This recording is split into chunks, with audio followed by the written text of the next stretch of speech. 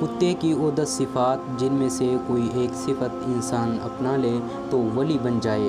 حیوان اپنے مالک کا فرما بردار ہوتا ہے، جبکہ انسان اتنا اپنے پروردگار کا فرما بردار نہیں ہے۔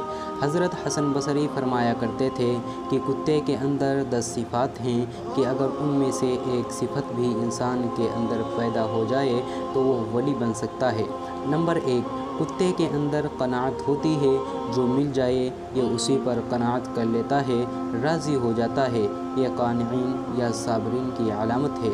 نمبر 2، کتا اکثر بھوکا رہتا ہے، یہ صالحین کی علامت ہے۔ نمبر 3، کوئی دوسرا کتا اس پر زور کی وجہ سے غالب آ جائے تو یہ اپنی جگہ چھوڑ کر دوسری جگہ چلا جاتا ہے، یہ راضین کی علامت ہے۔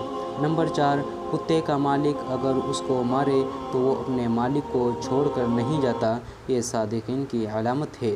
نمبر 5، اگر کتے کا مالک بیٹھا کھانا کھا رہا ہو تو یہ باوجود طاقت اور قوت کے اسے کھانا نہیں چھینتا، یہ مساکین کی علامت ہے۔ نمبر 7، دنیا میں رہنے کے لیے اس کا اپنا کوئی گھر نہیں ہوتا، یہ متوکلین کی علامت ہے۔ نمبر 8، رات کو ایکم سوتا ہے، یہ محبین کی علامت ہے۔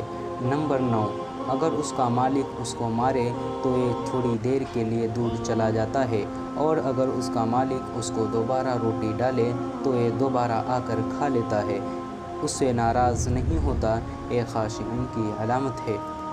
نمبر 10، جب مر جاتا ہے تو اس کی کوئی میراث نہیں ہوتی، یہ زاہدین کی علامت ہے۔ غور کریں کہ ان میں سے کتنی صفات کے ہم مالک ہیں۔